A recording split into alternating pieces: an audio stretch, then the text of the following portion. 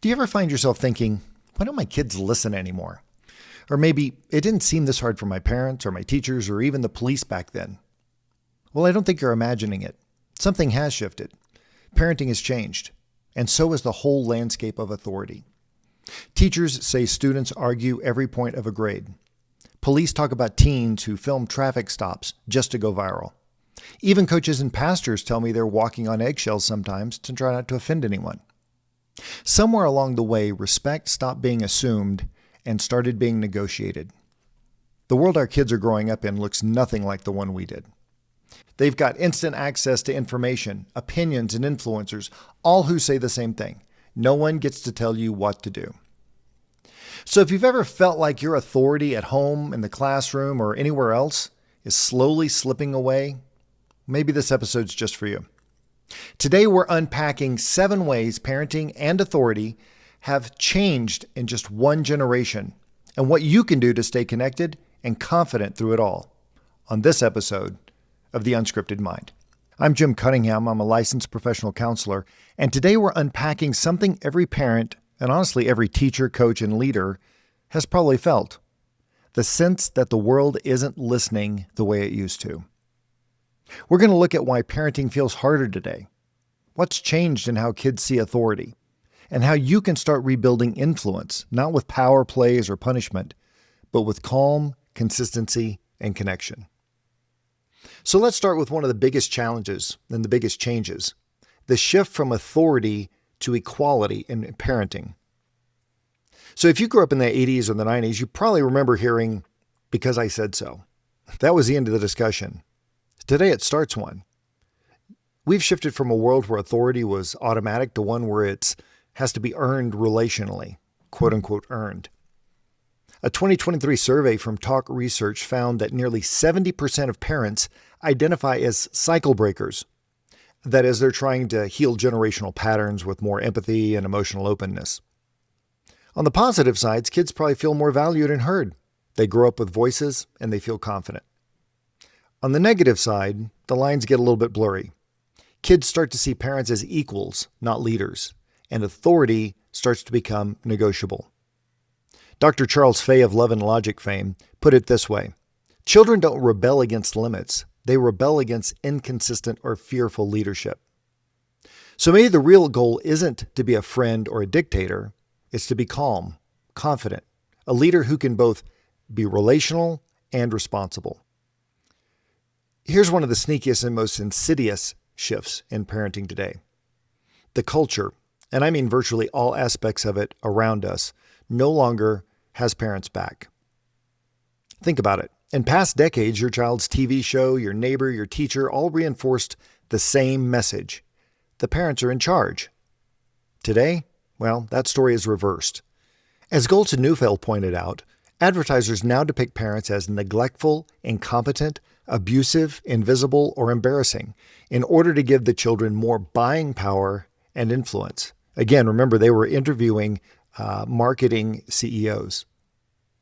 This isn't new, though. This has gotten a lot worse and very insidious in a lot of different areas. A study of 34 top-rated sitcoms from 1980 to 2017 found that fathers were depicted as, quote, humorously foolish in over 50% of all the relevant scenes in the 2000s and 2010s, compared with just 18% in the 1980s.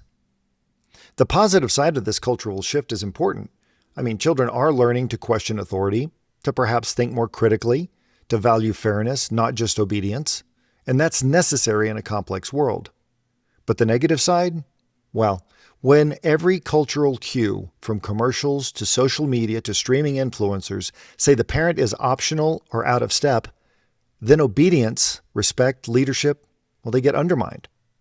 Of course, the irony here is that strangers, people our kids have never met, are often given more unilateral credibility, authority, and respect than parents. And there's more. Research in the Netherlands found that parents who feel less confident or lack partner support are more likely to hand over media devices to modify behavior or just to act as a babysitter. That means media isn't just sending the message, it's helping parents relinquish control. The piece we can't ignore: I don't think authority has vanished, but I think it has shifted from being given to being earned, quote unquote earned. If culture is telling your kids leadership doesn't matter, then we have to find a way to build it day by day, not just through rules, but through our tone, our presence, our follow through, and our connection. Sometimes that means not letting our own use of technology interfere with our time with our kids. So let's move on. And let's be honest, right? Technology has changed the parenting game completely. When we were kids, boredom was a part of life. There were virtually no screens, or at least none, or very few that were even worth spending time watching. The excitement was being outside, being with our friends, doing things. Now every spare second is filled with a screen. According to the American Psychological Association, children's ability to delay gratification has declined significantly since the 1980s. Why? Well, because constant stimulation rewires the brain to expect immediate rewards. That's called dopamine, and it's very different than serotonin.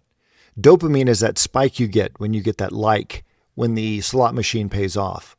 Serotonin is different in the sense that it is a continual sense that everything is going to be okay. So dopamine is something that people chase, and dopamine doesn't want the Dorito, it wants the whole bag.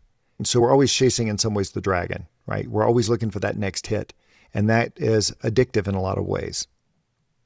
So what's the positive side of all this? Well, kids have unlimited access to learning and creative tools. They can code, they can compose music, they can learn languages from home. The downside? Well, they tend to struggle to tolerate boredom or manage delayed gratification, skills that are essential to building resilience.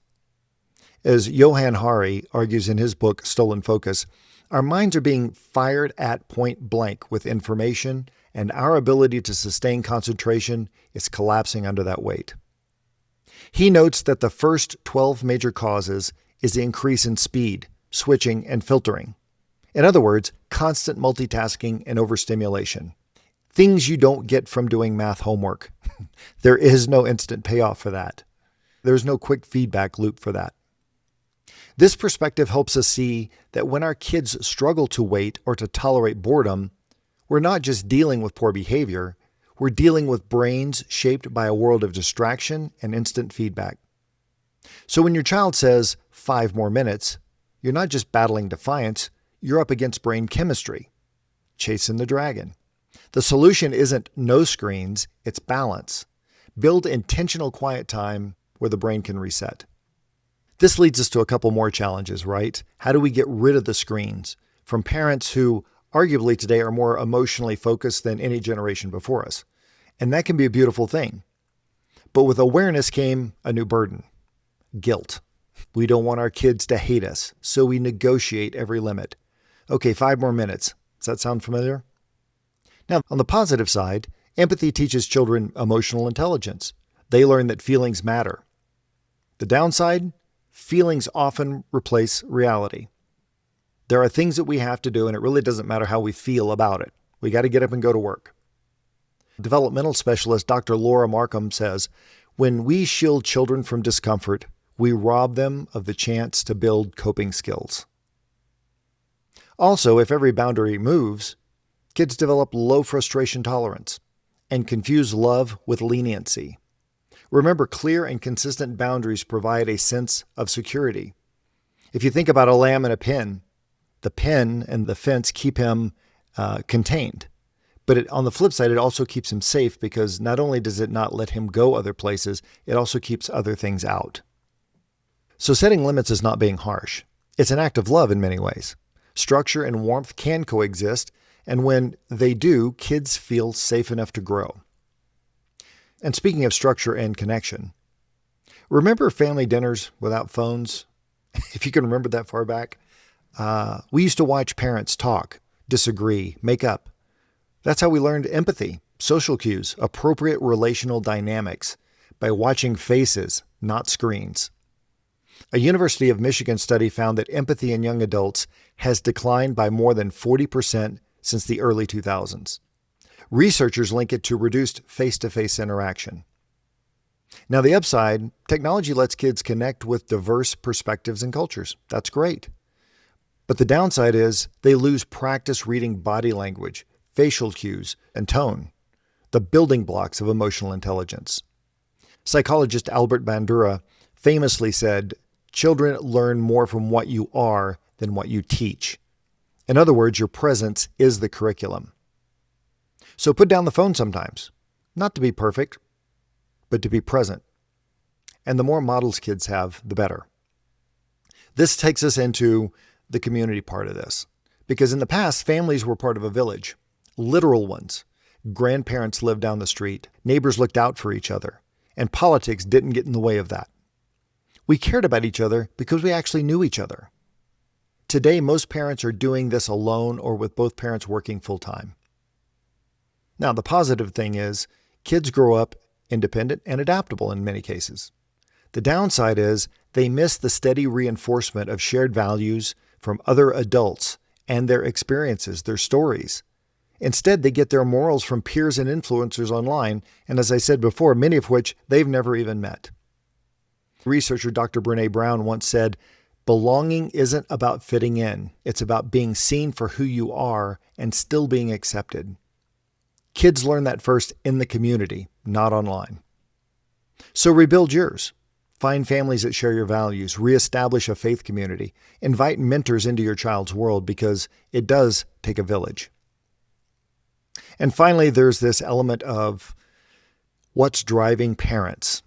And I think there's a common thread that I see a lot these days, and it's parenting being ruled by fear.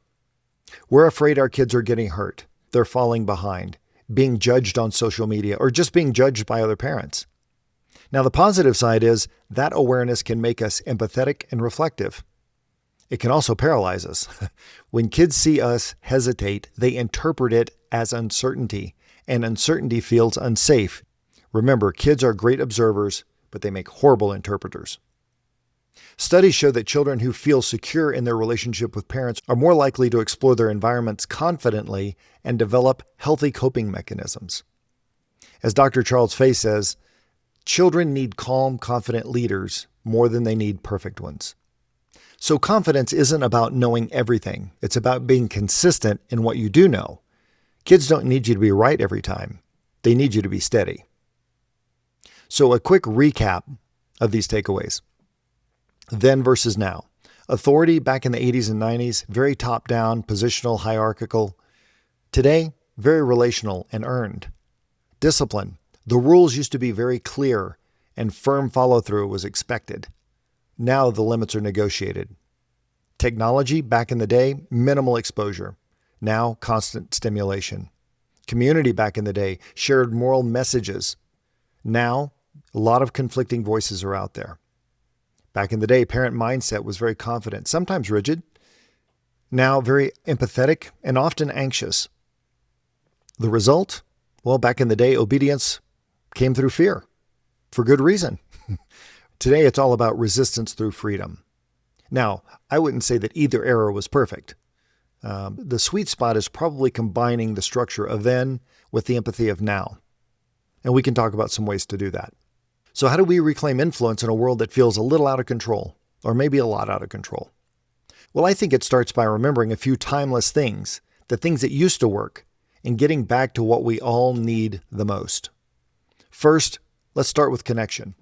Author Josh McDowell said it best, "Rules without relationship lead to rebellion." Kids listen to people they feel safe with. When kids feel seen and valued, they don't just obey, they respond because they want to.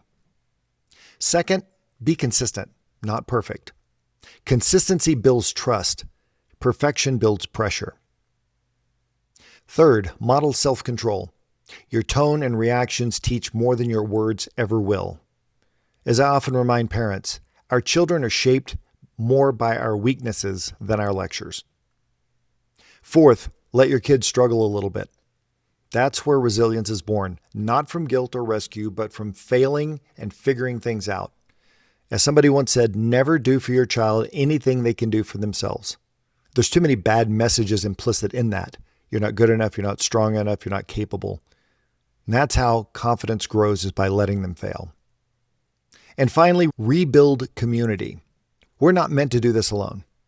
Surround your family with other healthy voices, friends, mentors, pastors, neighbors, whoever. People that you trust who can speak truth, wisdom, and encouragement into your kids' lives. not just strangers on social media. Because the goal isn't to raise compliant kids, it's to raise self-governing adults, the kind who choose what's right even when nobody's looking. And maybe that's where it all starts for us too, choosing connection over control, courage over fear, and community over isolation. Basic human needs that we all have. Thanks for checking us out on The Unscripted Mind today. If you found this episode helpful, share it with somebody who might need it. Also, please subscribe, follow us, leave a review, and if you have any questions or topics you'd like us to cover, please include that also. Until next time, remember, life doesn't come with a script, so embrace the unexpected, cherish the unplanned, always stay curious, and have an amazing day. We'll see you next time on The Unscripted Mind.